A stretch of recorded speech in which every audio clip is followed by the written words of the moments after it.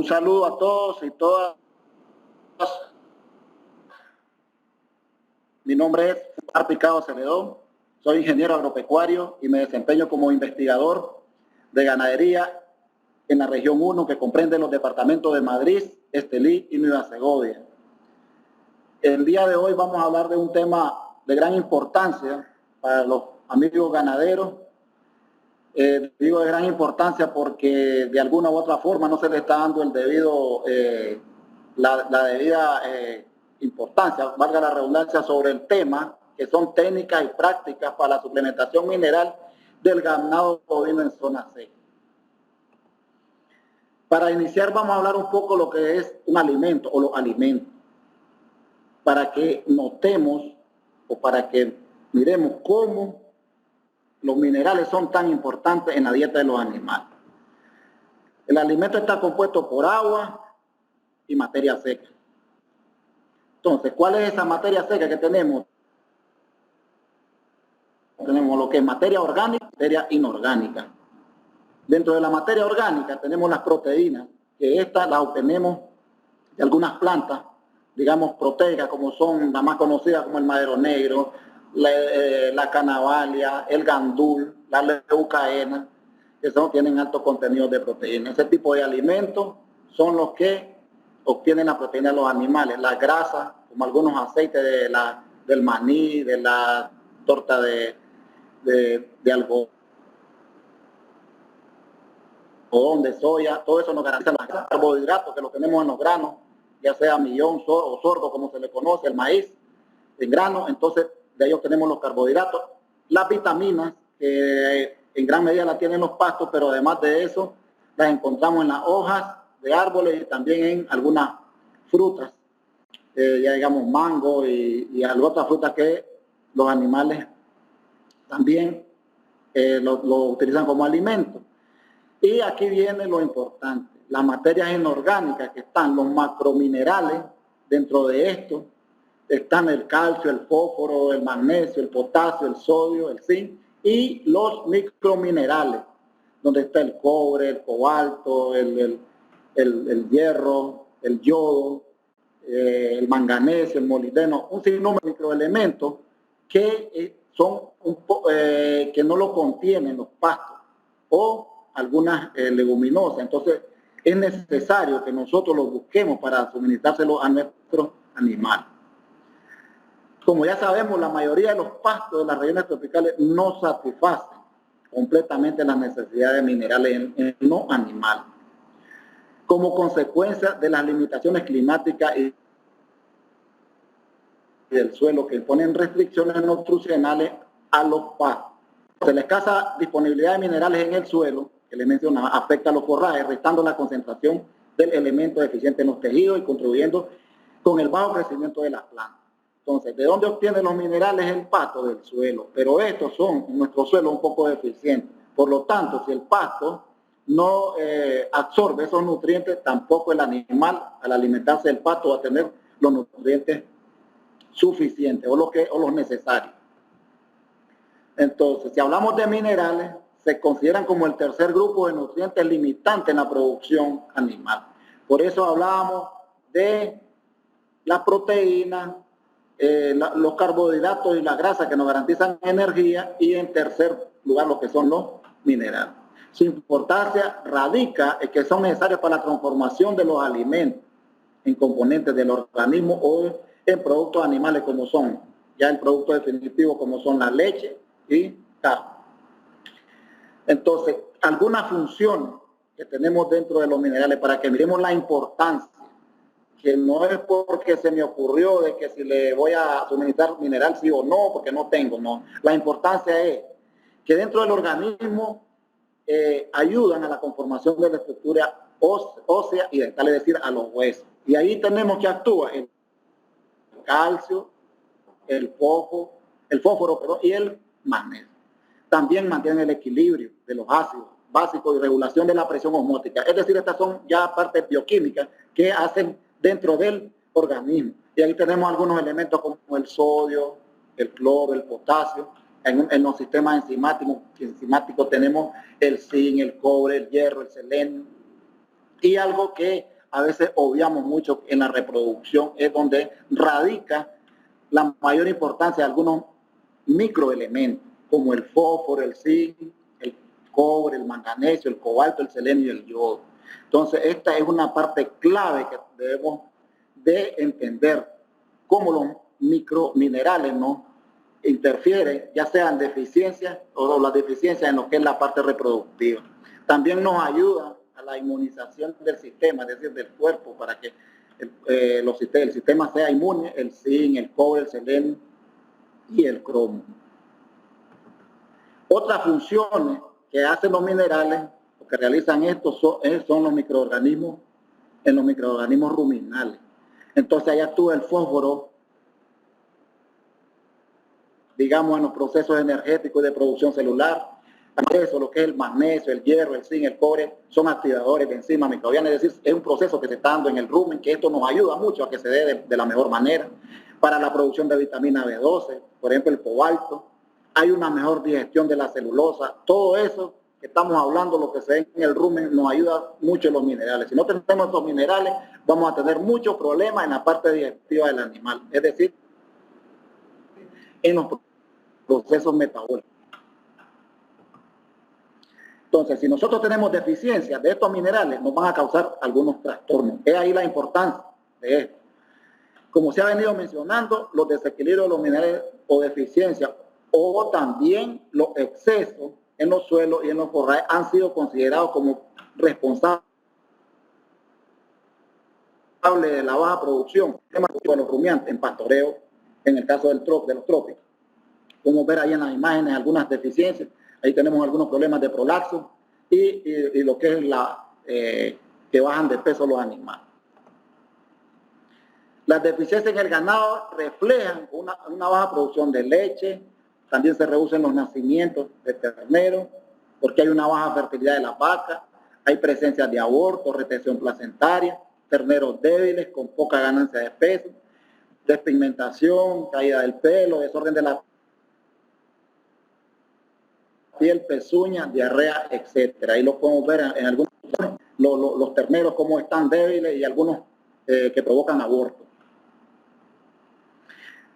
Cuando hay mucha falta de estos elementos para el ganado, ya en la parte práctica, digamos, por ejemplo, el fósforo, baja los porcentajes. Cuando hay deficiencia de fósforo, se baja el porcentaje de preñez, la reducción de la velocidad en la recría, disminución de la producción láctea, el magnesio, el síndrome de la vaca caída, que se menciona mucho. Cuando falta el sodio, hay pérdida de peso, disminución de la producción de leche. Cuando falta el calcio, hay disminución del ritmo del crecimiento del engorde, retención placentaria. Es decir, todos interactúan de alguna forma. Cuando hay una deficiencia, ahí está la famosa fiebre de leche, las complicaciones en el parto, cuando hay esos partos distóxicos, es decir, cuando el ternero viene de una forma no adecuada, digamos, atravesado, como se dice comúnmente, o de alguna otra forma que no sea la correcta, es provocado por esta deficiencia y más específicamente de calcio. El cobre disminuye la tasa de crecimiento, la fertilidad, el zinc perjudica el crecimiento de los terneros, disminuye la espermatogénesis de los toros, es decir, que el toro puede ser menos fértil. El selenio, ahí viene la retención de la placenta, la mastitis, ovarios, o los quistes, los famosos quistes en los ovarios. Entonces, si ustedes observan, todos los elementos deben de estar dentro del organismo del animal para que no nos den estos trastornos.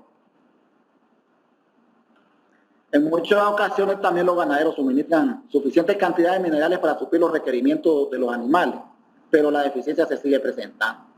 ¿A qué se debe esto? En la mayoría de los casos se debe a que hay interferencia entre los diferentes factores, que un mineral puede interferir en el metabolismo de otro, haciendo que el mineral no pueda ser utilizado por el animal. Por ejemplo, tenemos este cuadro aquí. Cuando hay exceso de azufre, hay deficiencia de cobre, hay deficiencia de zinc y de selenio. Cuando hay exceso de calcio, entonces la deficiencia va a ser de cobre y de zinc. Cuando hay deficiencia de cobre, no va a haber deficiencia. Cuando hay exceso de cobre, va a haber deficiencia de hierro y zinc. Cuando hay exceso de hierro, y así sucesivamente. Es decir, tenemos que mantener un equilibrio entre los minerales, porque si tenemos exceso de uno, nos interfiere no deja que el otro sea absorbido, el otro mineral.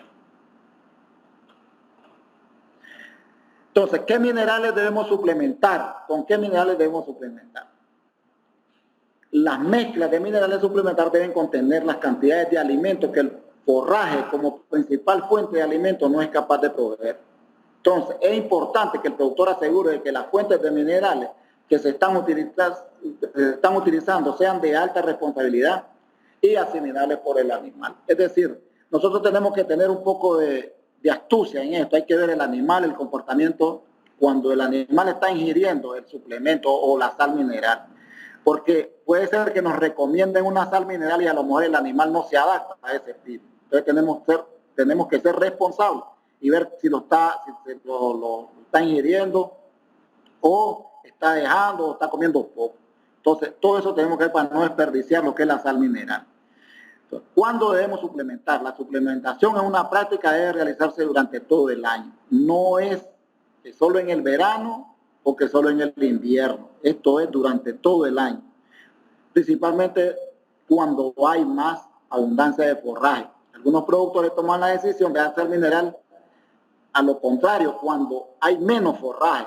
Pero no, como hablábamos anteriormente, para que los minerales funcionen tiene que haber una buena alimentación y tiene que haber bastante forraje, tiene que haber para que todos los minerales interactúen adecuadamente, tiene que haber materia seca, energía y proteína, para que su metabolismo para que se funcione bien su metabolismo y su máxima capacidad, y por lo tanto va a ser donde necesita mayor cantidad de mineral. Entonces no es cuando hay poca comida, es todo el año y más cuando hay abundante comida para que todo su funcionamiento sea normal. ¿Cómo debemos suplementar? Entonces esta es una pregunta que muchos la realizan los amigos productores. ¿Cómo debe combinarse? El determinado porcentaje debe ser una relación 1:1, es decir, la libra de sal mineral y una libra de sal común, o una libra de sal mineral o 2 libras de sal común. Generalmente los amigos productores le agregan a veces hasta 25 libras por quintal o hacen una relación exagerada. La verdad que esto lo hacen con el objetivo de aprovechar pues el recurso y gastar menos, pero al final nos estamos engañando porque no estamos supliendo al animal sus necesidades. Debemos de respetar esto porque decimos que gastamos, hay mayor costo. Esa es la justificación, que ese productor gastó mucho, pero al final el animal no le va a dar lo que usted quiere, ya sea producción de leche, ya sea producción de carne.